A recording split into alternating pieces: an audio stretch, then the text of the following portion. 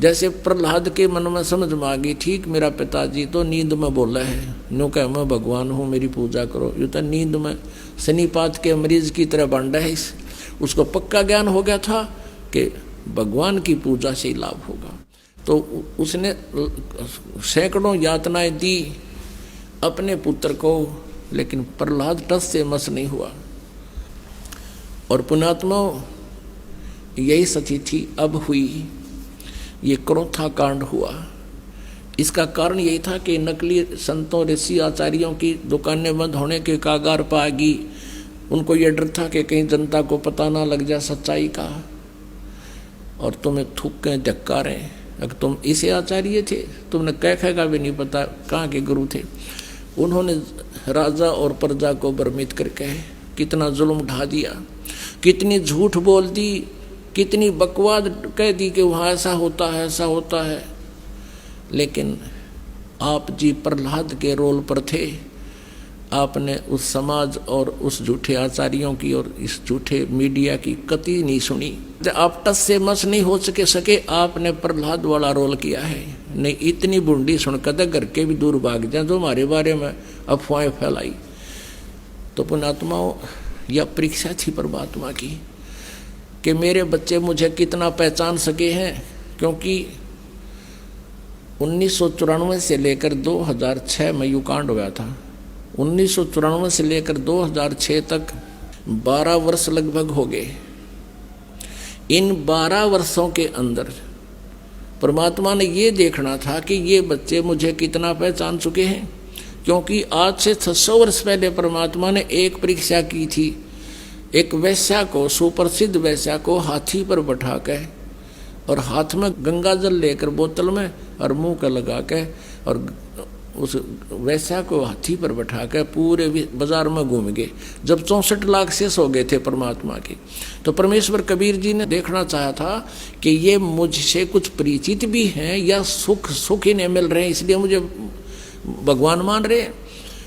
तो उसमें क्या हुआ कि सभी के सभी इस लीला को देखकर 64 लाख के 64 लाख भगवान से विमुख हो गए। लोक वेद सुन के दुनिया कहने लगी, देख थारे गुरु जी ने कितने निकम्मे हैं, ये कैसा जुल्म कर रहे हैं, सरेआम वैश्यावर्ती कर रहे हैं, शराब पी रहे हैं, वैश्या को साथ लिए। अब वो मूर्ख थे। परमात्मा कहा करते रहे, निकम्यों जब तुम्हें सुख होते थे, थारे दुख दूर होते थे, तुम्हारी जुबान का थूक सूख जाता था। मेरी महिमा गाते गाते जनता के सामने भगवान आए हैं, हम ऐसे दुखी थे ऐसे दुखी थे, सुखी कर दिए। और आज मैं इतना गंदा हो गया कि शराब भी पीऊँ और वैश्यावर्ती भी करूँ, तुम्हारी इतनी बुद्धि भी काम नहीं करी, जब पड़ो बाढ़ में। यही देखना चाहो थे परमात्मा। तो पुण्यात्मा, आज उससे भी बुरे आरोप हम पर लगाए, लेकिन मेरे बच्चा एक भी टस से मस नहीं हुआ, क्योंकि ये परिचित हो चुके थे भगवान से। तो इस शिक्षा का हमें ये लाभ हुआ है कि हम भगवान को पहचान रहे हैं। यह परीक्षा थी। और अब देखना ये विस्तार कितनी स्पीड से विश्व में जाएगा।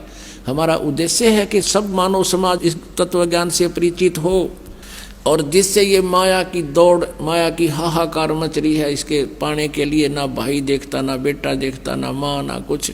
भाई बहन का आपस में रोज लड़ाई रहती है, झगड़े बढ़ गए हैं, पैसा कमाने के लिए रिश्वत है, तेरा गजब हुई हो। समाचार पत्रों में सुनते हैं, राजा लोग रिश्वत लेते हैं, जज लोग रिश्वत लेते हैं।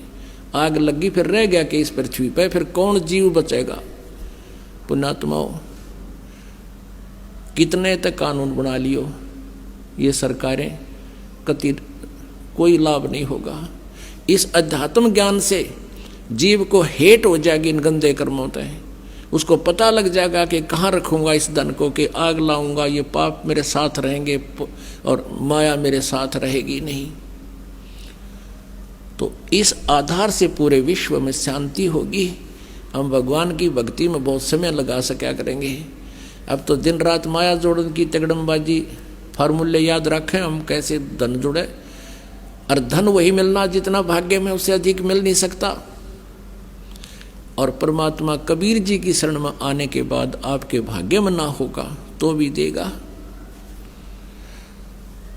अब परमात्मा कबीर जी कहते हैं जैतन राजपाट भी चाहिए, हमारा दर ले ध्यान। नमस्कार जी। सत साहिब जी। क्या नाम है जी आपका? जी मेरा नाम सुमन जटियान है। बहन जी आप कहाँ से हैं? जी मैं कपाल मोचन, जिला यमुनानगर, हरियाणा से। संत रामपाल जी महाराज की शरण में आप कब आए? जी मैं संत रामपाल जी महाराज की शरण में 9 दिसंबर 2017 को आई।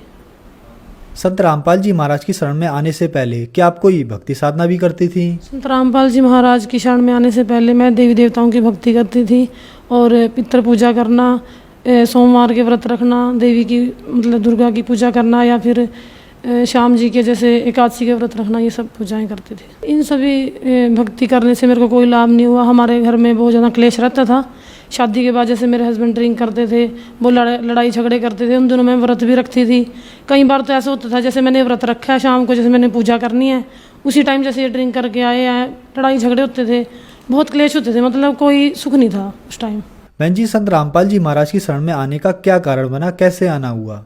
सर संत रामपाल जी महाराज की शरण में मैं ऐसी आई कि 2014 में अगस्त में यमुनानगर में डाइट कॉलेज में जैसे मेरा एज ए प्रोजेक्ट के अंडर एक मास्टर ट्रेनर में नंबर पड़ा, तो उस टाइम वहाँ पे एक मैडम रहते थे।